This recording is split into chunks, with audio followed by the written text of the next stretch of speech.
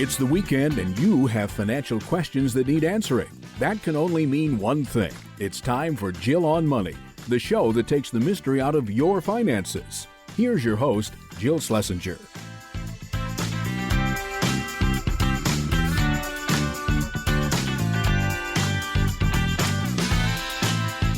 Welcome, welcome. It's the Jill on Money Show. This is the program that takes the mystery out of your financial life. I am your host, Jill Schlesinger. I'm the CBS News business analyst. That's my day job. I'm also a certified financial planner, which means I love answering your financial questions or your life questions that happen to touch your money. If something is going on and you need a little bit of assistance, or maybe you're making a big decision in your life and you need some help, we would love to help you. Mark Talercio is the executive producer. He's also a certified financial planner, and he and I created this program because we know so many of you have questions that are just hard for you to manage on your own. So if you need our assistance, all you need to do is go to our website, jillonmoney.com, and click the Contact Us button, write us a note, and if you'd like to join us on the air, just check that box and Mark will do everything else. Don't forget while you're on the website to sign up for the free weekly newsletter. It comes out every Friday. It's such a great tune-up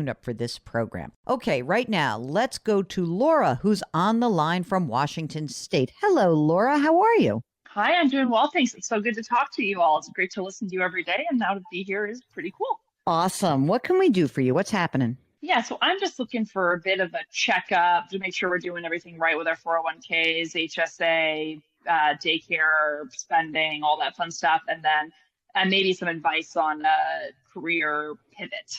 Oh, I love a career pivot. I've only done that twice in my life. Okay, so let's start off with some of the basics. How old are you, Laura? 36. And you had a we, so who's the we in that? A couple? Yeah, partner is 35, husband. Okay. And you have some kids? We have a 14-month-old. I thought you were going to say 14 kids because honestly, we had someone who called in with 7 kids and that already rocked my world. So I'm glad it's just a 14-month-old. Are you guys both working full-time? He works full-time. I work half-time. Okay. How much do you guys earn together? Yeah, so I'm at around 60 half-time and he's at around 110, but should be going up to 130 in the next couple months. In terms of, because you're working half-time, do you have access to a retirement plan? Yes. So I have a 403B. I'm in a hospital setting and I contribute to a Roth only 4% right now. And then 4% has to go to the traditional for the match, which is actually 8% between a base and a match. Oh, so you do the Roth 403B and the traditional 403B for 8%. That's great. And what about your husband? What is he using? A 401k? He has a Roth 401k, which right now is only 5%, but will go up to at least 10 once he gets that bump in pay. Okay, going to 10. All right, great. And do you guys own a home? We do. We actually got incredibly lucky. We bought it in 2018 for $430, and it's now worth about $850 if you trust Zillow. Get out of here. My goodness. Yeah, we're in a college town. My gosh. I like that you said you were lucky because many people would say, I was so smart that I bought a house. No, you got lucky. I get it. Okay. Is there a mortgage outstanding? Yeah, it's about $315. $315. Oh, and 2.6%. Oh, come on. I love it. We're dying here. You're never, ever leaving. That's it. It. Or paying extra. Right. Oh, thank you very much. Thank you for saying that. So you've got the 403B and the 401k. Are there other invested assets that you have? Yeah. So we have, I think between our 2 brokerage accounts, we have about 55,000. We have about 10,000 just checking savings. We're going to boost that up. We're working on that. An HSA around 2,000 and a 529 for our son is around 5,000. Are you making regular contributions into the 529? Yeah, so Washington's a bit weird. We have 2 accounts. One is just a regular brokerage, and one is called the guaranteed education tuition, where we pay for what credits cost right now for the future. And so we pay 500 total. 2 credits, and then 180 goes into the regular brokerage. And does that mean that that your son would have to go to a state school, or can it be used for any institution? So So it'll count it. Yes, they have to go to a state school to use it as a credit for credit match, or it's kind of like what you put into it, you can use at a different school, even internationally. All right, we're going to force him to go. That's fine. We can exert but 500 total is what's going into education funding. Correct. Okay, got it. What about the HSA? How are you contributing to that? Through your husband or through you? So my husband has our health insurance, and that is just a deduction from his pay, and we max it out. Okay. You're doing a lot of saving. Well, we plan to keep it. We had some lifelong health stuff for our son so we plan to just invest it, but we have been taking it out this year just because it's been an expensive first year for him. Oh, poor baby. But okay. He's okay. Yeah, he's good. He's good. Okay. How much do you pay for daycare? So he goes 3 days a week, and it's $1,300 a month. Let me hear that. Okay. So with all of this, do you have any other debt besides the mortgage? Do you have a car loan or an old student loan of your own?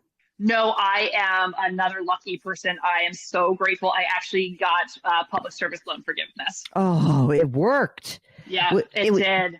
Amazing. And was it hard to get that? Did you have to become like persistent, nudgy person, or did it happen seamlessly? Yes. No, nudgy. Nudgy. I kept all the paperwork. It took me 12 years and a lot of back and forth, but one day it just went away. So How much went away? So I left grad school owing 70. I paid for 12 years, and about 95 was forgiven. Holy smokes. Oh my God. I mean, isn't it? You just put a big X through that. We're done. So given where you guys are now with you working half-time, and I know that he's going to get a raise, but even just right now, you're 60, his 110. How's your cash flow? It looks like you're saving quite a bit of money.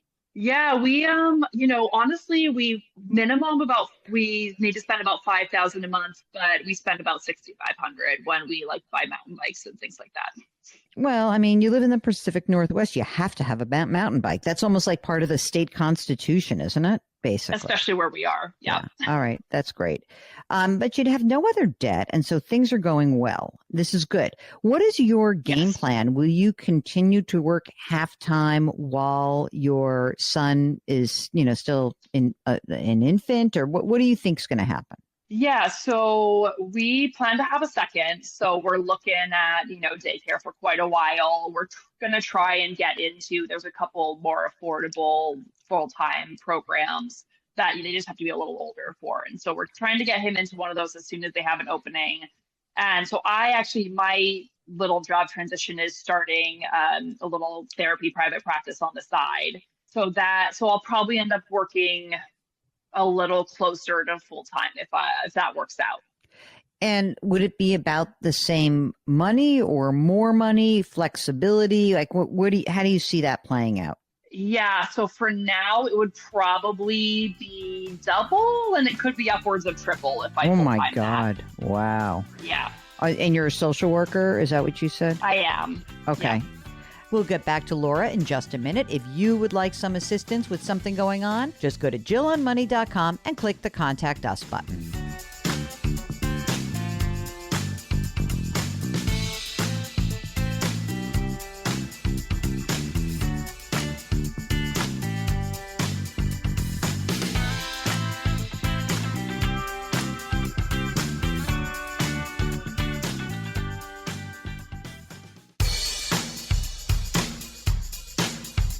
Do I invest here? Should I put my money there? Jill Schlesinger can help you. Back to Jill on Money.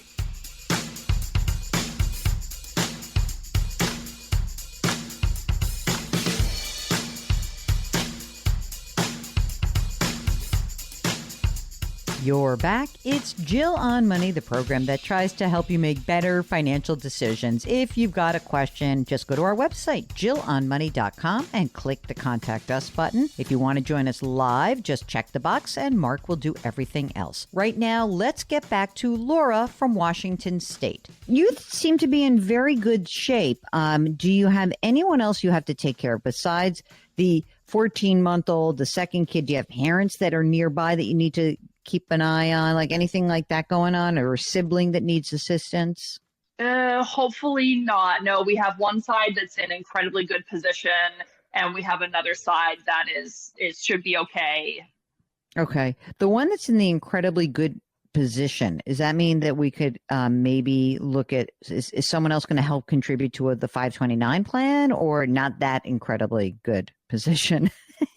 No. There's expected long-term support, once, hopefully in 100 years when they're no longer around, but nothing right now. Okay, gotcha. And how about for the two of you? Do you each have a life insurance policy, a term life, or any other kind of life insurance? That's a great question. So I do. I have 25 years, 750, and we're working on getting a 1.25 25-year for my husband, but he's had a hard time with the online applications, and so we're working on it. He doesn't have any coverage through work? He does have some through work. I think it's about 3 times the salary, and I also have about that. Okay. But you're on it. You guys are making your way through Yes. that? Okay, good. You're laughing. You're like, he can't quite click on these things. I've been working on it for a couple years. Oh, my gosh. I mean, it is important, obviously. He's the main breadwinner right now. Maybe not eventually. Mm-hmm. Will either of you be entitled to a pension down the line or not? No. Okay. No, I know. It's a very sad thing when you're not, but you're in great shape. How about your wills, your healthcare proxies, your durable powers of attorney? Do you have your estate documents done? Yeah, all done. Great. I love that. So right now, if I looked at your cash flow every month, again, presuming the 110 plus your 60, you're making these contributions to retirement, right? He's at 5% in his 401k Roth. You're at 8% between traditional and Roth. You're putting money into the HSA. You're putting money into the 529. At the end of every month, do you have anything left or not really? Yeah, we have between 500 and 2,000 that we're putting into a high interest savings account right now for partially to just boost up our savings, but we also need to put a heat pump in the house, put on solar panels, things like that over the next few years. Okay, but that right now, that extra surplus, the 500 to 1,000, is going into reestablishing that $10,000 emergency fund. You're going to get that up. Is that what the game plan is? Exactly. Okay. Yeah. So, I don't know. Is his job secure? Is that a silly question to ask in this day and age? Should be pretty secure. Okay. And yours is as well, because you're going to be kind of self-employed. Mine's what's your goal when you look at your emergency reserve? Is it like 30 grand or what? Yeah, probably about that. Okay. And the 55 grand in the brokerage accounts, tell me a little bit about those. Are those just leftover, inherited, or what is that? No, they're just mine's 15. It was higher, but mountain bikes. And then my husband's is mostly his dad does some investing in companies like Amazon, Costco, Erie, and kind of a play account, but they're not identified for anything. Okay. But if you needed it, if something really bad happened in the house now and you didn't have your emergency fund built up, you could tap that, sell something, and pay for what you needed to pay for, right? Exactly. Yeah. We basically look at them as an extra savings account if needed. Yeah, I would too. Are you guys adding money to either of your accounts right now, those brokerage accounts?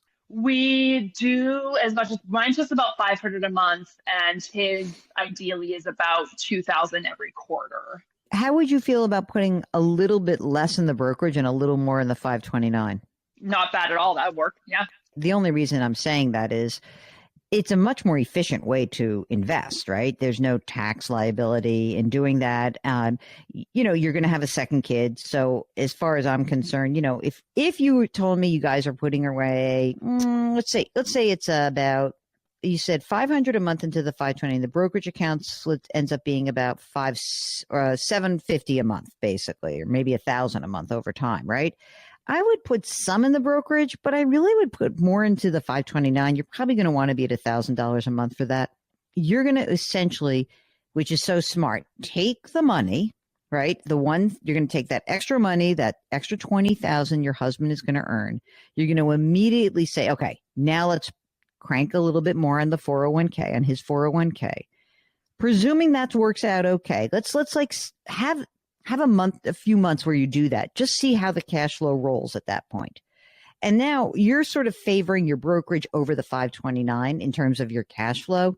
I might just make it equal, right? So if there's 3,000 total every month that you have extra, I would split it between 529 and the brokerage. And is there any reason why you have separate brokerage accounts, just because you think he's crazy and he doesn't need to have that much risk and you don't like that? Or is there anything behind this? No, not at all. We've been together for, 8 years, but we both came into it with separate brokerage accounts. That's really it. Okay. So let's talk about your shift. When you go as you transition to become self-employed, I mean, just given the way that world works, is your goal that you're going to sort of start building a private practice over time and then kind of reduce your half time? Maybe instead of 3 days a week, you'd go to 2 days a week. It's like, is that how you're going to scale it in? Yeah, currently I don't really have any intention to leave my half-time job. So I would, at this point, be doing each half and half.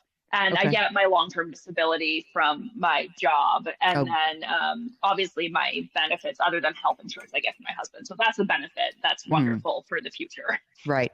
And, listen, presuming you keep that, if the private practice starts to grow, and I mean, really starts to kick some tush, and you're making a lot of money, get back in touch with us, because that's when we might be thinking about a different kind of retirement plan for you. Whether it's a solo 401k, a solo Roth 401k, a SEP IRA, there are a lot of different options. It works, it kind of works better when you have a lot of income, but, your ability to fund your various retirement plans, he'll start maxing out pretty soon. Once, his money gets, it's already going to be 13,000. It'll be another 10,000. So once he's maxed out and you're on your feet, then we can start talking about different retirement plans. But it sounds like you're in very good shape. Look, the only to-do that I have for you guys really is his life insurance.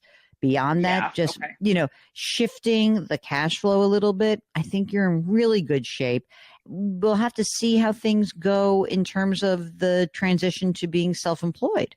And, honestly, I don't think it's like, I think when you're a personal service provider, like a social worker, a dentist, and you're kind of transitioning to being like working for someone versus working for yourself, it's kind of easier because you can control how many people you see. And if it's getting too much, or if that side of your business, if it's going so well that you're like, I don't need my half-time job anymore, that's great. Don't be afraid of that. That would be good news, So I think it's kind of fun. I like the whole game plan. It seems great. I got pulled away before. What are the numbers in the current balances in their workplace plans? Oh, I missed that. Oh, so there you go. Yeah, so I have about 110. I would say that 30 is Roth, and I do contribute. I maxed out a personal IRA, Roth IRA. Okay. So, but you have 110, and how much does he have? He has about 100, almost entirely traditional. That's great. It's awesome. They're only in their 30s. I know. It's good. Amazing. It's going to be great. I love it. If you need some assistance or you're weighing a big decision, we are here to help you out. All you need to do is go to jillonmoney.com and click the Contact Us button. While you're there, you'll see all of our content is on the website. So you can check out the blog, you can check out videos, and if you want more videos, you've got to find our YouTube show, Jill on Money, powered by The Compound. We've got a link to that, and it's very easy. The Jill on Money Show will be right back.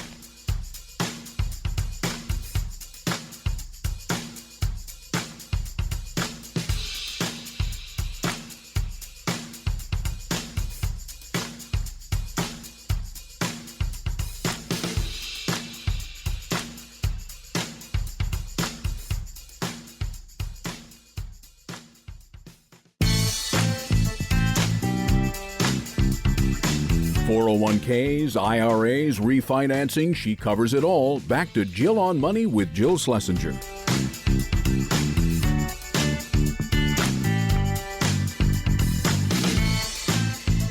You're back. It's Jill on Money, the program that attempts to take the mystery out of your financial life. Now, we do that in a number of ways. We answer your questions, and we also help you out by providing you with other resources. So there's a resources link on the website, and you may want to check out deeper dives into certain topics. And you can do that by subscribing to our service, which is called Jill on Money Live. Now, yes, it is a subscription subscription service. So that means it's going to cost you a few bucks. It's not that much money. I just want to be clear. It's $35 for an entire year. And what we do for that $35 is we provide you really cool webinars. And those are live webinars. And we just had one at the end of June. We had Heather Schreiber, a Social Security expert, come on with us live. And she was phenomenal. And she was so good that we couldn't get to all of the questions that were asked during the webinar. So we are going to put up another session with Heather where it's just rapid fire question and answer. And we're going to put that up behind the paywall as well. So when you subscribe right now, you will be able to watch the webinar. You'll be able to see the new video that gets posted and all the other webinars that we've had, as well as other special video content, all for $35. So I think you should check that out right now. Okay, so right now, let's go to an email. This is from BP, who really is looking for some tips on trying to find a firm that does both estate and financial planning and wants to make sure that the fee for that combined service is not too steep. Okay, I know that having a one-stop shop would be fantastic for you, but in my experience, it just doesn't happen that often that estate planning attorneys, they stick to their own offices, and yes, every so often they'll have a financial planner who's maybe down the hall or something, and the same goes for a financial planning firm where they may have someone they could refer you to, but not necessarily part of the same practice, and that's okay. I think generally the idea here is that having two types of professionals who have worked together in the past and have a good relationship, that can be really helpful. And if you only have one but not the other, just ask for a referral, and maybe that's the easiest way around this. Okay, the next question is from Chris, who writes, I have long been a fan of personal finance radio programs, and I'm very happy to have discovered your podcast in recent weeks. Well, we're happy you found us as well, Chris, so great. Okay, Chris goes on. My father passed away about 10 years ago, and my mother, who is now 80, is in good health. She continues to live happily in the home that she owns and the same home I grew up in. I am the oldest of four. I'm 55 years old. Mom is comfortable financially. My parents were good savers and investors, and she has very few expenses. She lives easily off Social Security and my father's pension. He worked in the state for 43 years. She has several $100,000 in various retirement funds, but to date, she has not needed those funds. I presume you mean, Chris, that she hasn't had to take a big chunk out beyond her required minimum distributions, because if they are retirement funds, I know you're probably doing it. Sounds like you're very on top of this. Okay, let's get back to this note. Soon after my father passed away, my mother and I met with an attorney, and we had a will, power of attorney healthcare directive created for her. Basically, at her passing, any remaining assets would be distributed evenly among my three siblings and me, and the house is likely worth $400,000 or so. So I'm just thinking out loud, interjecting here. So we've got a $400,000 house and several $100,000 in some sort of retirement, which mom isn't really touching, and she's living off Social Security and a pension. So now Chris goes on to write, a friend's father is in failing health, and my friend is in a family of 7 siblings. His parents own their home. Both are now moving to a nursing home due to health issues, and the family is now concerned about the nursing home coming after the home as part of the payment for care. So naturally, this has Chris wondering about what would happen for mom and similar assets. And Chris goes on to write, my memory of our meeting with the attorney a decade ago was a lot of conversation about what would happen to the assets once my mother passed away, but I don't recall a conversation and planning surrounding what would happen to her assets if she were to move into an assisted living of some sort. So, should my siblings and I look into something like an irrevocable trust or a life estate? Is there something else we should be doing to better protect her assets? Your thoughts on this would be greatly appreciated. Thank you, Chris. Okay, so slightly different situations here, which you might imagine. And the biggest concern that you would have for someone in their 80s would be a married couple. Because when one needs care, there will be one who survives, and you'd want to preserve as much money from the entire estate to pay for the surviving spouse. But let's also think about this question that your friend is asking. Is the house available for the nursing home? The only time it becomes available is when the people who are in the facility can't pay out of pocket. And then what would happen is that the facility, which again wants to make sure that you're spending the money you've accumulated before you claim that you are eligible for Medicaid, not Medicare, Medicaid, and they would force the sale of that asset to pay for the care. So now let me translate this for your mom's situation. Let's say your mother were to go into some sort of assisted living. The first thing that would happen is we would see whether or not her Social Security and your dad's pension would be enough to pay for the care that she is receiving in that facility. If it were not, the next level would be that the facility would say, you owe us some more money, and you'd pull money out of the retirement account. And finally, if all of those funds are depleted and she still needed more care, you would essentially then say you have to sell the house and pay for the care. That's kind of the way it would go. If the house is put into some sort of irrevocable trust, then the house would be protected as long as your mother would survive for 5 years from the time you put the house into the trust. Now, this could be possible. It may be something important to you. Or maybe for you guys, it's just not that big a deal because you want to have use of that asset. And maybe you want to have the ability to sell the house anyway and make different decisions about your mother in the future. What I would suggest is that you go back to that attorney who drafted those documents 10 years ago, or whoever is in that same office, and discuss this and learn about the benefits of putting a house into a trust, but also some of the issues that can arise because of that. So I hope that helps. And it sounds like you're being a very good child. So good for you, Chris. If there's something going on in your life and it touches your money in some way, we can help you out. Give us a holler. Go to JillOnMoney.com and click the Contact Us button. The Jill on Money Show will be right back.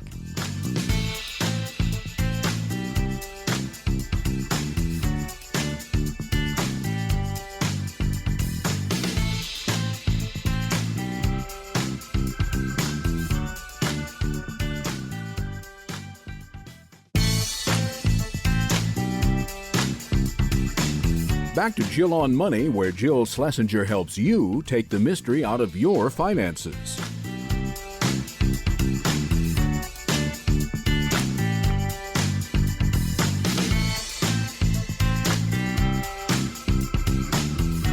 You're back. It's Jill on Money, and we are here trying to help you make better financial decisions. If you've got a question, if something's going on, just go to our website, JillOnMoney.com, and click the Contact Us button. If you want to join us on the air, check the box. Mark will do everything else. Otherwise, we do emails from time to time, like right now. Here is a note from Kitty, and Kitty writes, "We are U.S. citizens from Florida and residing in Hong Kong for the past 12 years. I've been blessed to have accumulated a significant amount of Apple shares, currently worth about $1.5 million. Wow. This represents about a third of our net worth. We have $200,000 in cash, $1.5 million in real estate, and of that real estate portfolio, we have 5 properties. 3 of them are paid off, and the balance, which let's see, probably about another million or so, 1.2 million, in IRA and Roth IRA accounts." Kitty goes on to write, "I've been married for almost 38 years, 2 grown children, and we have small pensions. As I'm approaching retirement, I am concerned with the significant portion of our net worth that is in Apple stock. And of course, liquidating it would come with a large taxable capital gain. We received advice to consider using a charitable remainder unitrust, CRUT, C-R-U-T, to be able to extract non-taxable income during retirement. I want to make sure our understanding of how a CRUT works is correct. We would transfer $500,000 worth of Apple stock into the trust, and we get a first-year $50,000 tax deduction for the charitable donation. I think that's right. I think it's a 10% that you get to claim. Then we can withdraw 5% each year, which would not be taxed from the trust. Assuming the trust earns a return of 7% or more, we could withdraw $500,000 over the next 20 years and still leave a sizable amount to contribute to the charity when the CRUT expires or we die. In other words, if the CRUT expires or you expire. Okay, I'm sorry. I just couldn't let that go. Is this accurate, and do you recommend this strategy or some other mechanism to avoid taxes while generating retirement income from the Apple stock? I look forward to hearing your advice. I think that you have a good understanding of this, that when you put a chunk of highly appreciated securities into a CRUT, you get a tax deduction today, you can pull income out in the future, you don't have to pay capital gains on the amount that you put in there. But I would point out to you that once that money goes into the trust, you don't have access to it. Maybe it's not the smartest thing for someone who doesn't have so much liquidity. I mean, you've got a huge net worth, but I guess I'm wondering, why not pay some capital gains right now? Capital gains rates are pretty low. And when you actually retire and maybe you're done with earning any sort of income, that you could pay a capital gains rate that tops out at 23.8%. And maybe that wouldn't be such a terrible thing. Maybe some smaller portion you would use a charitable remainder unit trust. Or maybe you bite the bullet and say, I just want to pay a bunch of taxes and have some liquidity. What if you paid the capital gains on the Apple stock, you had some money, and then maybe you would start using the money to live on. It doesn't sound like you actually need a ton of money. And maybe you build a portfolio that helps you bridge the gap between when you need some extra money for a big trip or something like that. I don't know. I'm sort of feeling like, is it possible that the charitable remainder trust, which would work for you, I don't want to say that that's not a good strategy. It definitely could work. Is it overkill considering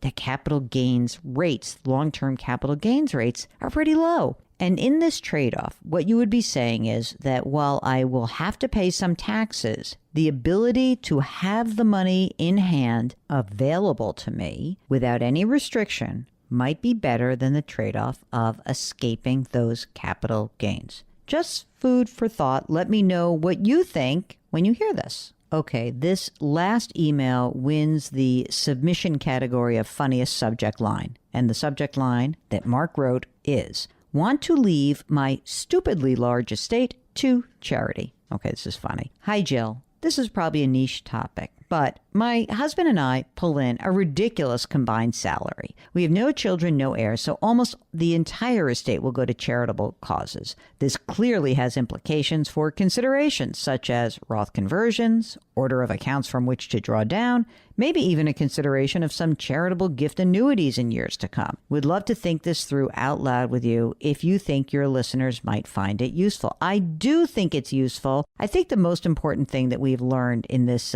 journey on our estate planning Friday focus is that the use of a financial planner and an estate planning attorney can be instrumental to talking these things through. Whether you have a ridiculously large estate or not, whether you're charitably inclined or not, you can already sense that there are so many instruments out there that it can be dizzying. And doing it on your own is really hard. This is one of those times where I would say, I love to encourage you guys to do it on your own if you have the capacity and the time and willing to do some of the work. But this is beyond that. What I would say is, if you are considering any sort of charitable trust, whether you're thinking about a CRUT, whether you're thinking about donor-advised funds, it is important that you get with your team and discuss the best way to come to a place where you feel satisfied with your choices, where you're not losing total control of your assets, have some flexibility, but also try to minimize taxes. If you've got a financial question, Mark and I would love to help you out. Just go to JillOnMoney.com and click the Contact Us button. You're listening to Jill on Money, and we'll be right back.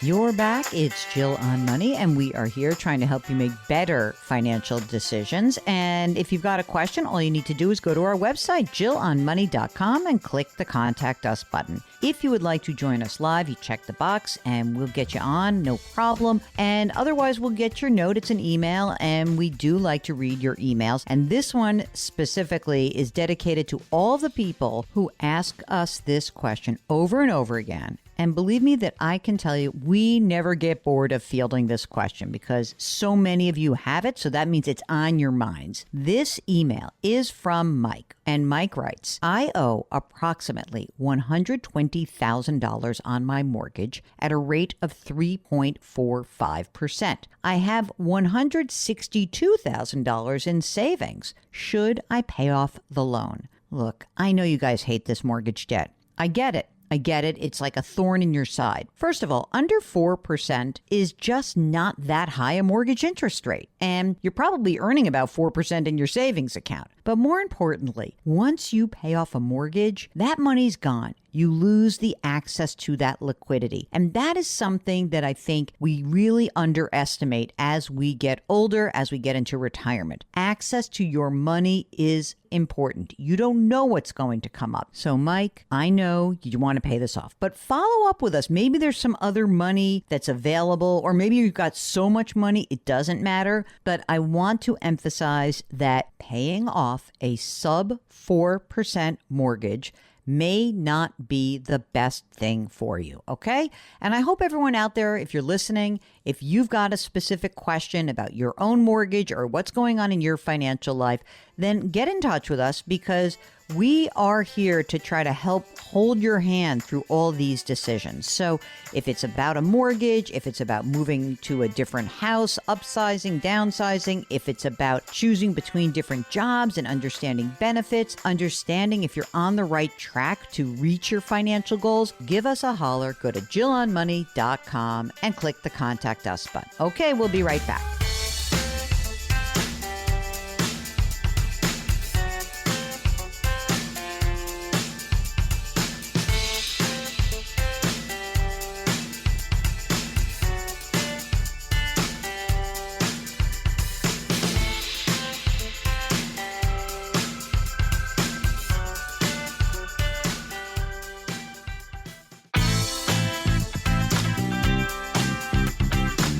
It's the weekend, and that can only mean one thing. You're listening to Jill on Money, the show that takes the mystery out of your finances.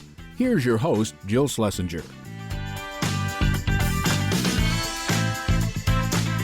You're back. It's Jill on Money, the program that attempts to take the mystery out of your financial life. We are answering financial questions every weekend with you here.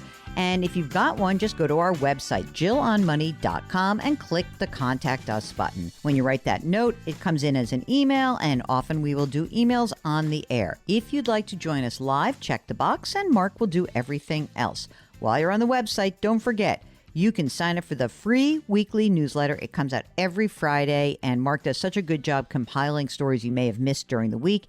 And you can subscribe to the Jill on Money live service for $35. You have access to quarterly live webinars and lots of cool special extra video content, all at Jill on Money Live, and it's on the website. If you don't want to shell out the $35, that's okay. You can also check out our YouTube show called Jill on Money, powered by The Compound. You'll have videos there, but it's for free. Okay, let's get started this hour with Brandon, who's on the line from the Bay Area. Hi, Brandon. Hi, Jill. Hi, Mark. How are y'all doing today? We are great. What can we do for you? Yeah, so I've obviously been listening to the show for about a year and a half, 2 years now, and I've just really enjoyed all the knowledge and insight that I've picked up.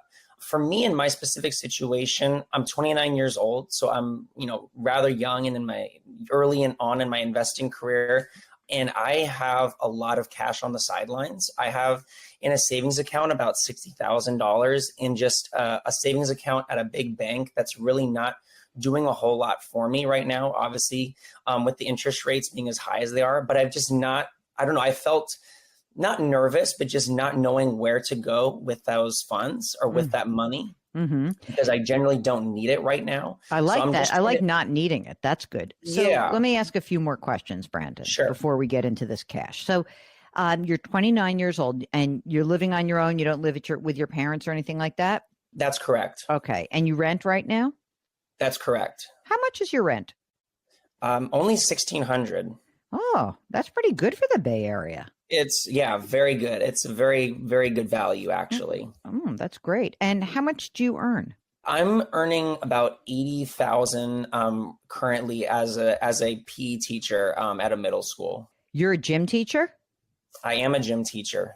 So those were my favorite teachers, obviously, because I'm an athlete, and which I loved the most. Now, did you play sports yourself? Growing up, I did. I ran cross country and track and field during high school. I played some basketball outside of school. So, definitely did a lot of the sports, did Little League growing up. So absolutely. And as you must be like the popular dude in that school because like you're the young, cool PE teacher. You're not some old wizened teacher who's like, yeah, you have to do it this way, or everyone has to do push-ups. Like, what are you making them do right now?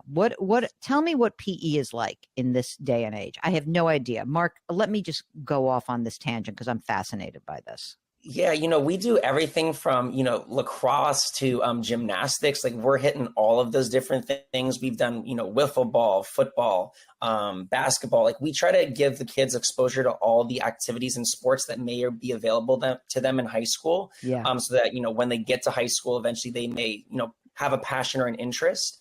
And then, of course, we're always working on, doing some fitness testing. So you got to do your push-ups a little bit, the sit-ups. But we try to make PE really fun, like a lot of, tag games just to get the kids up and active. Can I admit something to you, Brandon? And you do not judge me for this, okay?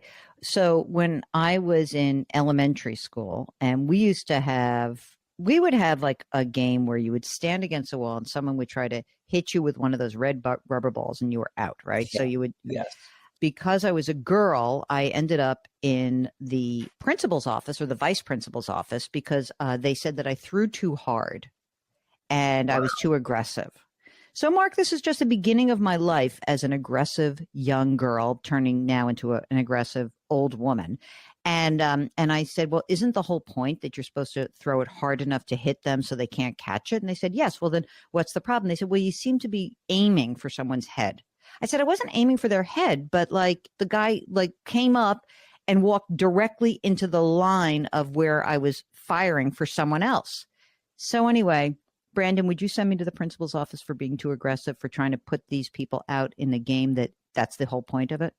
I would not send you to the principal's office. Thank you. Okay. So let's talk about your $80,000 PE teacher's salary for a second. Are you going to be entitled to a pension? I will, yes. I mean, I know you're young, but how long have you been in the system? I've been in the system now 3.5 years, I think is the correct. Yeah, 3.5 years. And do you think you're going to stick around? Like, is this something you're counting on? Yeah, I do believe that teaching is my ultimate, passion and something that I really enjoy. So yes, I do envision myself staying in education for at least the long run. Okay, great.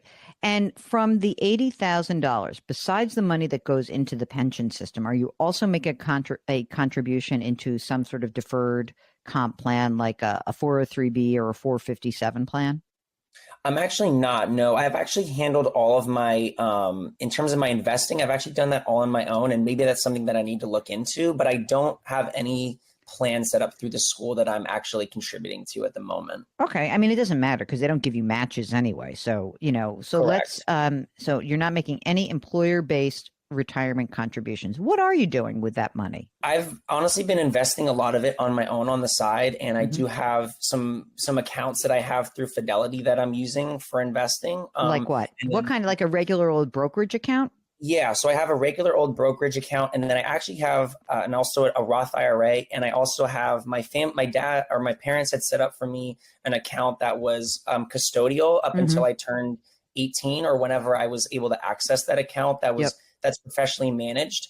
So that one I don't touch at all, but that one has done, really nice and well for me. So I'm in a very fortuitous position, frankly, because of that. Okay. And no debt, right? No debt. No. Okay. So how much money do you have in the brokerage account? Yeah, so I'll go through the professionally managed one first Sure. and then go down the line. So in the professionally managed, I actually have 582,000. So that What? one is Oh, you that have one is, you have a lot of money. Oh, I come do. on, Yeah, come on. no, I know. I It's already. crazy. So, It's Mark, do you hear crazy. Mark laughing? So that's no longer No, a I know. custodial account. That's just money in your name, right? Yeah, correct. Okay. That's So in the now it's just professional one. but it's professionally managed. Brandon, you single? Yeah, I'm I getting am. you a date right now. Just when we get off the air, you'll tell us what you want, and then we'll make sure you find somebody. So, You got it. it's the old custodial account, which is now just an individual account in your name, right? Correct. Yes, but I do not touch that one at all. Okay, and it's professionally managed by an investment advisor or Fidelity itself, like their service. It's managed through an investment advisor, but yeah, through Fidelity. Okay, and do you know how much you pay for that? That's a great question. I actually should know that, but I actually don't off the top of my head, to be honest with you. Not a problem. I mean, it's a huge chunk of money. So that's great. And is it all stocks? Is it a mix? What is in there? It has some ETFs and then it has some single stocks, but it's actually generally ETFs for the most part, but a few single stocks in there. Okay, great. Any cash that's sitting in that account as well or not? There is some, but it's relative to the total overall value of the account, it's pretty minuscule. Okay. We'll get back to Brandon in just a moment. If you would like to give us a holler, just go to JillOnMoney.com and click the Contact Us button. The Jill on Money Show will be right back.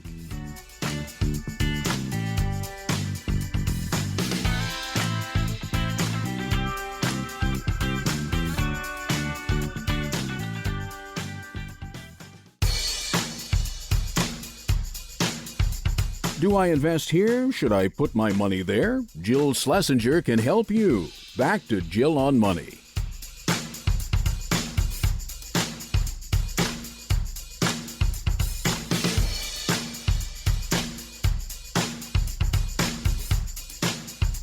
You're back. It's Jill on Money, and we are here trying to help you make better or less bad financial decisions. Give us a shout. Just go to JillOnMoney.com and click the Contact Us button, and we'll get your note. Now, if you want to join us on the air, just check the box, and Mark does everything else. He's the best executive producer in the whole wide world.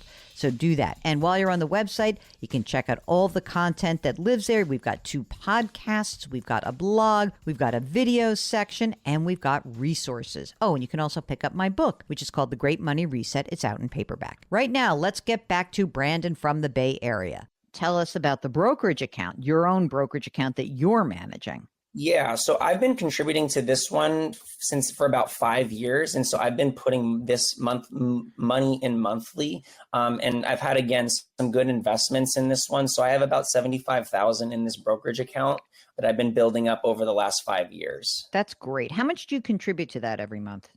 I'm contributing about $1,200, so like $300 a week is kind of what I'm just kind of automatically putting through into that account. Okay. And then you've got a Roth IRA. And what's in there? I've got about 25,000 in there right now. I started that about 2 years ago, and I've just been maxing it out every, I think the last 2 years or 3 years, I've been maxing it out to full contribution. Great. So this is all wonderful. Do you happen to know any of the details about the accounts that are offered through the school system for deferred comp? Specifically, what I'm interested in knowing is whether they have Roth versions of retirement accounts. Do you know that or not? That's a great question. I don't believe that they have a Roth option. I know that when you said I think you said a 503B or a 403B or 457 plan would be the two. Yeah, I believe ones. they have one. I believe they have one of those two through the school, but I did not see a Roth option through our school. Then I'm not that interested. Mark, do you agree with that? That like if he's going to have, in other words, if it's a 403B and a 457, which are traditional versions, I'm not that interested. Are you? No, if there's no Roth option, no, I don't really see a point. Okay. Oh, by the way, Mark, did I forget to introduce you at the top of the show? Hey, that's Mark Talercio. I'm so sorry. Hey, Mark, how are you? Hello, Jill. Hello. Okay, there we go. Better late than never. I was talking to you so much before we got on the air that I forgot to actually introduce you for the show, so I apologize for that. So what do we have to think about in terms of a near or intermediate term spend? Are you thinking like, do you need a new car? Do you need anything that would mean that we should pull the money, that cash out of that account? What do you think you need? I mean, to be honest, no, I'm honestly pretty like not frugal, but I'm very particular about what I spend on. I actually don't spend a lot on myself. So that's the thing, is like, I'm trying to figure out with this savings account that I have through a big bank where I'm not getting a big interest rate at all. Like I'm not getting a lot of funds through it. Like, I guess my question is, should I be kind of diverting more of that money into my brokerage? Should I be putting more of that into, I don't know, another type of an account, whether it's a robo advisor, or do I just leave it there and just let it sit in cash? What's the interest rate at the bank that you're using? I'm just curious. I want to say it's like 0.03. So right now, of that 60, let's just think about this for a second. You don't spend a lot. You got cheap rent. What do you think you spend on a monthly basis? $3,000 a month? I would say, yeah, $3,000 to $3,500 is generally where I'm at. Okay. So what we first know is that you really only need about $40,000. That's 1 year. But also, like, do you have tenure yet, or when does that kick in? So at the school I work at, it's a little bit different because it's a charter school. So we don't actually have built-in tenure where I work at, because it is a charter and it's within how it works within our school. So I would have to go either to work at a different school in the system or something like that. So I actually would not get tenure if I stayed where I'm currently at right now. But you're not going to lose your job. No. I mean, it would probably take something pretty substantial for that to occur. Don't do that, whatever that substantial thing would be. So what do you think about this? You need, let's just say 20, 30. You need an operating amount in that cash account, right? So maybe it's 20 grand. Maybe you take another 20 grand and just for the heck of it and like buy a CD. And then the other 20 grand, I'd pop into the brokerage account. That's it. Okay. That's all I would do. In the brokerage account right now, is it all stocks? It is majority ETFs. Yeah, like pretty much all. It's majority ETFs, and then I do have a lot of single stocks because I really do like investing in singles. But I have majority of my account is in ETFs because that's going to insulate me from market volatility. So. Okay, so I mean, not really if all your ETFs are tracking the market, but okay, that's true. It doesn't matter. You're young, it's fine. So you've got a fund money account basically in there also. Do you have any losers in that Fidelity brokerage account? I have a couple, but they're, it's not anything substantial, just a few. All right. So if you had 20 grand to put into, or 25 grand, just because we want to, err on the side of being a round number, you throw it into this account and you'll put it to work, and you don't have to buy single stocks with this, but you could put it to work and maybe just kind of, it's not a bad time. It's the middle of the year. You can say, hey, let me revisit my allocation. Let me see what's gone down, what's gone up, and get your allocation a little bit more well-rounded. And beyond that, I mean, look, do you think you'll want to purchase a home anytime soon in the hot Bay Area market? Yeah, I think maybe in the next, I want to say maybe 5 to 7 years, that would be awesome to get some real estate and some equity in that. So that would be great. But I'm not, itching to do that right now, just with how everything is priced out here. It is really expensive and very hard to do so, honestly. Okay. All right. This is great. So if you want to do that, you'll be able to do that because obviously you have almost $700,000 that's set aside, and you'll be able to do that no problem.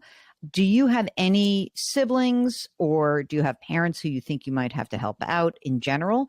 I doubt it, since you have parents who created this custodial account, but just wanted to make sure we tick that box. Anyone you have to take care of right now? Not at the moment, no, but I do have 3 younger siblings. So definitely just, I'll always just kind of keep tabs on them. And, I want to be a resource for them if they do, need help in any way. Oh, my God. Oh, wait, do they have similar custodial accounts? I know that one of my younger, I think they do. I don't know if it's, what the extent of it is. But yes, I do believe they have similar custodial accounts. Yes. This is good. I think you're in great shape. I don't think there's much to worry about. What about you, Mark? What do you think? No, there's nothing to worry about. You just like you said, every year going forward, max out your Roth IRA.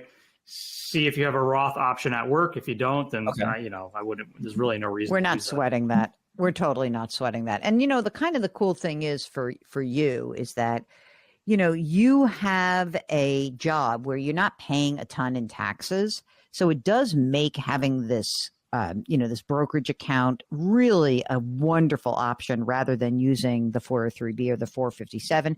The only reason we asked about that, Brandon, is because we wanted to see, is there a way for you to put away money in a Roth option of a 403B or a 457? Because by doing so, and again, it's not necessary, but this would allow you to put $23,000 away instead of your $7 in your Roth, or in addition to. But if it's not there, it's not there. So keep doing what you're doing. I feel like if you have any sort of inkling about a house, or something happens, or maybe the economy goes south and all of a sudden you're like, well, wait, I could buy a house in 3 years rather than 5 or 7 years. You let us know. That would be the only thing that we would want to dip into that managed account for. And as an alternative to your lousy savings account at your local bank, you could just use a money market fund within your Fidelity account. That's what I do. Right. That's right. You can move some of that. And if you don't want to, sometimes these banks, they really do screw you. So you have to keep a certain amount of money to get free checking or whatever. But keep whatever you need in there. And then you can just move some of the money. If you said, I've got to keep 20 grand in the bank account, you can move 40 into the brokerage account and keep 20 in a money market there, just so you say, okay, at least I'm earning a decent rate. By the way, banks, this is why people are putting money into their brokerage accounts, because you stink. You stink about your crappy level of interest for these big accounts. If you have a financial question, just go to JillOnMoney.com. We'll be right back.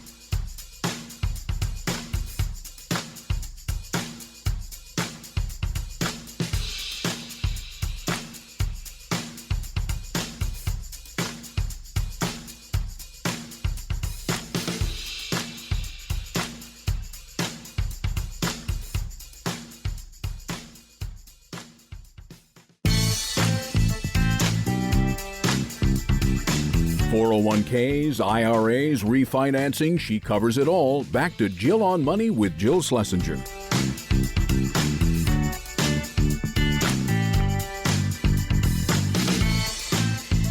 You're back. It's Jill on Money, and we are having so much fun talking to you about what's going on in your real life and how we can make your finances align with your goals and your hopes and your dreams and your desires. And most of the time, what we're trying to do is lay out options for you, because we think that's what you really need. You need to understand what your choices are.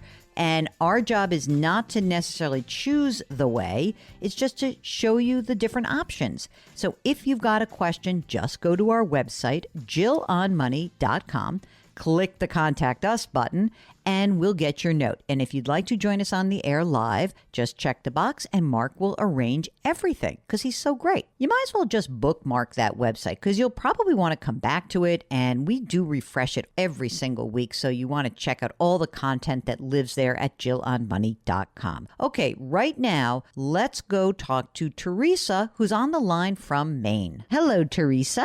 Hi there. How are you? Well, thank you. What's going on? How can we help you out? Well, I'm wondering if I should sell my house, maybe do a reverse mortgage, maybe try and stay in the same community, though it's becoming really unaffordable. And so I'm just looking kind of for some ideas around options. It's my biggest financial transaction. It's scary. It is really scary. How old are you, Teresa? 63. Are you married, partnered, single? No, single. Okay. How much is the house worth? About $950,000 to $1 million. Okay. Do you love it? I mean, would you like to stay in it? Is it too big? Like, give me a little bit of the color it's not commentary. Too big. It's like a perfect size. It's 3 bedrooms, 2 baths, like 1,500 square feet. I've been here about 16 years, and it's great. And okay. It's become a very, very glitzy neighborhood, though. And I'm kind of like the bohemian on the street. All right. Well, let me ask you this. Are you still working? No. Okay. What kind of income do you rely on for yourself? I have about $3,000 that comes in a month. Social Security and disability policy settlement that's going to end when I'm 65. Okay. Are you on SSDI and then you're going to go to a higher amount, or is this the $3,000 a month basically what you're going to get and then it'll be reduced? That's correct. Okay. So what will it be when you are 65? So in 2 years, what will your income be? Just about 2,000, but I'm planning on supplementing it somehow, probably with a part-time job. Okay. I mean, you feel confident you can get a part-time job to supplement? Well, I could, but this is the big question is, do I want to do that, or do I want to kind of cash out of this and, take some trips? And Yeah. So tell us about the money you've saved besides this house. And by the way, does the house have a mortgage or not? It does have a mortgage. How much is the mortgage? $275. And what's the interest rate on the mortgage? 2.8. Oh, boy. That's cheap. Yeah. How are the taxes where you are? The taxes are about $7,000. So, I mean, for it's a real number. It's not like an insignificant. Right. And what about other money you've saved? No, this is it. You don't have a checking, savings, investment, retirement accounts? Nothing worth noting. Nothing that's... Okay. Yeah. So this is your number one asset. This is it. Okay. If we were, notice how I say we, if you were to sell it, right, what do you think would be like a place you could rent for a while? And where would that be in your, how much would it cost you? I think it would be somewhere about $2,000 to $2,500. Okay. And so if it were $2,500 and then I look at tell me about, so you've got a mortgage. We know you have taxes. You have homeowners insurance. You have upkeep. What is it costing you to carry this house on a monthly basis right now?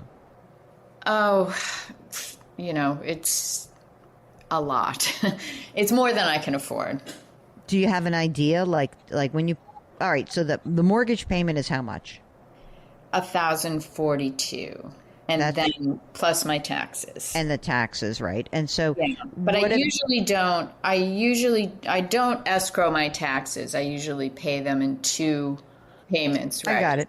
And what about just the maintenance and the homeowners insurance? What's that? Yeah, that's upwards of $5,000 a year, at least. At least. Okay. Depending on what goes wrong. Okay.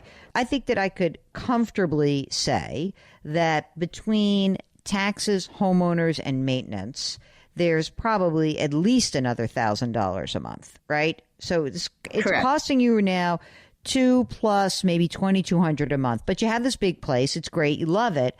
I guess the issue for me, looking at in on the outside, is I don't think a reverse mortgage is going to work for you very well. You're really young, and reverse mortgages work way better the older you are. And I think you're going to end up in a bad potentially. I don't have the numbers in front of me, but I would imagine that that's probably not going to do the job for you. So then we go into, okay, what would happen if you sold the house, right? At what price did you buy this 16 years ago? I've refinanced many times and, had all kinds of things. So I bought it at $275. But you've not just refinanced, but did you actually put money into it? Is it fair to say that you put a certain amount of money into it, not decorating? But yeah. I had a home equity loan rolled in there. That's rolled into the $275. Mm-hmm. So probably about $100,000. At least. I would call it listen to me. I don't want to get you in trouble with the IRS. But what we want to try to do is before you sell this house, you're going to want to account for all of the money you spent to structurally improve the house, not cosmetic, right? That means a new roof, or you made a new kitchen, or you put an extra bathroom in. So all that stuff, you're going to tally that up so that if, God forbid, you were to get audited, you would have proof and say, no, here's I did this, here's my landscaping, here's this. Okay. We'll get back to Teresa in just a moment. It's the Jill on Money Show, and if you've got a question, just go to JillOnMoney.com.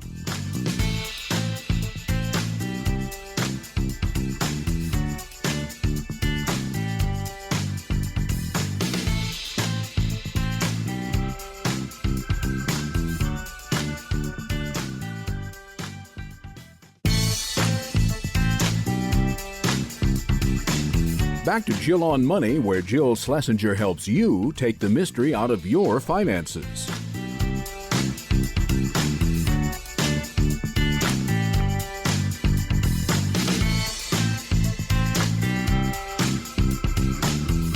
You're back. It's Jill on Money. Before the break, we were talking to Teresa from Maine. You could potentially be facing some capital gains tax. Oh, yeah. Right? Yeah. So right, exactly. I want to make sure that we account for that. So, if you sold it for if you sell the house for $975 and your basis is, I don't know, you said $100,000. I'm going to bet you can probably find $200,000 of work. And if you were to do that, you've got a $600,000 gain. You can reduce that gain by you can exclude $250,000. But that would mean that you'd have to pay tax on $350,000. Capital gains. What about what are you using for this $200,000 for home improvements? Because my initial cost of the house was $275,000. Yeah, but I'm adding another $100. I'm adding $275,000, and then I'm saying, well, what if it were $375,000, right? So I'm adding the $100, right? Or you're adding, maybe you say, okay, I can justify an additional, like beyond the $275,000 that I paid, maybe I could add $200,000 more, which would still give you a gain of $500,000. So the game of this, not the gain, the game of this is to find where you have actually spent money and be able to justify it, right? In case anyone comes after you and say, no, I did all of these projects and this is what I spent. And we're trying to raise your cost basis. So if I paid $275,000, at least, $100,000 or $200,000. Now, whatever that cost basis, whatever that extra money you spent becomes your cost basis. It just raises your cost basis. So let's say you sell for $975,000 and you say, okay, I paid $275,000 IRS, but I also added another $200,000. That's $475,000, right? I have $500,000 of gains. Of $500,000.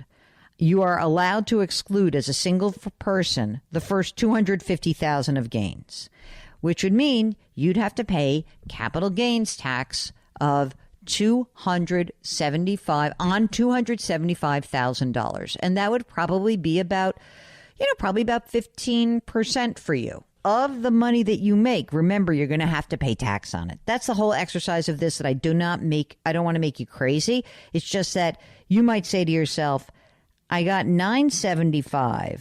I have a $275,000 mortgage, right? And I just want you to know that you're not going to clear this, right? We're going to have to pay some taxes. But if you had if you had $600,000 after you've moved and after you got everything, if you had $600,000 to put to work, that might be very helpful to you. I think the trick here is to see whether you can rent something that is, closer to $2,000 a month rather than $2,500. Because, if you have $2,000 in a couple of years, you're 65 years old, you have $2,000 a month of income, and then you have $600,000 invested. I don't want you to blow through all this money. You're really young. So this is important that you hear this. Like, you can't just spend all the money in the world that you want, but you could probably spend an extra $1,200 to $1,500 a month from that $600,000. And I think that might be the cushion that you would need. That's what I think. It does kind of work. I don't think the reverse mortgage would work. And you'd have to be very careful not to go crazy with all this money at once. Right. So are you suggesting that I don't reinvest it in the housing? I absolutely do not. I do not think you should do that. Unless you stumbled on something so cheap in another area that is so awesome that you're like, Jill, I could buy something for $300,000. And I've got my housing. And now all of a sudden, instead of paying rent of $2,000 or $2,500 a month, so that's the comparison. It cannot be that you you sell a $1 million property and then say, oh, I can now be in something at $650. No, not going to work. Right. I was thinking around $400. Yeah, I don't think that's going to work either. I don't think that's. I mean, like, again, if you only leave yourself with $200,000, then you still have a similar problem. It would have to be a place where it's so much cheaper to carry it. I mean, you do have a cheap mortgage right now. It's just that you can't tap that equity. I mean, it may be that the realistic approach should be, Teresa, you sell your house, you do get a part-time job just to kind of get yourself going, let the proceeds post-tax from the sale of the house start working. You work with someone who can really help guide you in this process, like a fiduciary advisor who's not going to, sell you some horrible insurance product. And you slowly but surely make your way into this new living arrangement. And again, if something came up and it was amazing, you could have somebody who could help run the numbers for you. But I just worry that, this is one of the weird things. I know that people don't like to rent, but there's a certain flexibility in renting and also having access to your money. Like right now, if the blank hit the fan, what do you do? I mean, I don't know what you would do because you don't really have any sizable assets to speak of beyond what the house, right? So that's the downside, especially if you're feeling a little bit like this community has changed quite a bit during your time there. Maybe this is a signal from the community that like, hey, we love to have you here, Teresa, but you don't necessarily have to be a landholder. Let some other ding-dong pay top dollar from you. Maybe it'll go for one, too. Who knows? It's a very tight market, so you never know. All right. Okay, Thank you so much. If you'd like to join us, all you need to do is go to JillOnMoney.com, click the Contact Us button, and write us your note. The Jill on Money Show will be right back.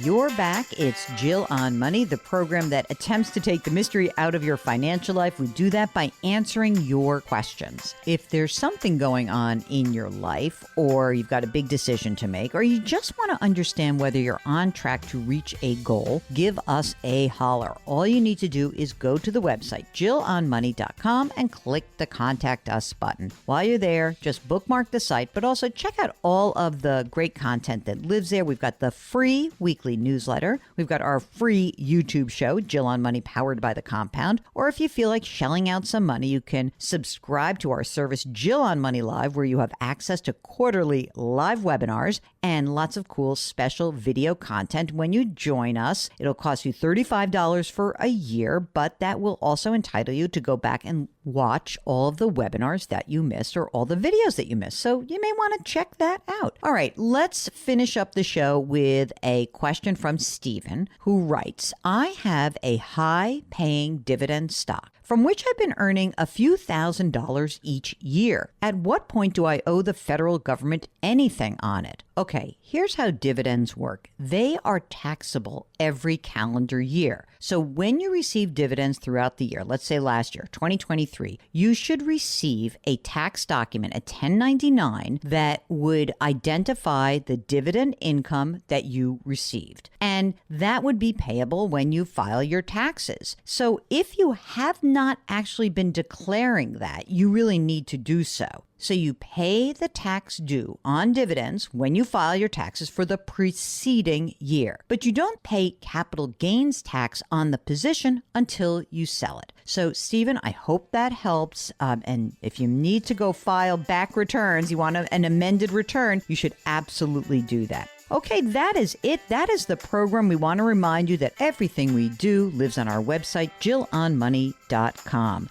Our music is composed by Joel Goodman. Mark Talercio is our executive producer and king of all things web. Please try to lift someone up. Change your work, change your wealth, change your life. Thank you for listening. We'll talk to you next week.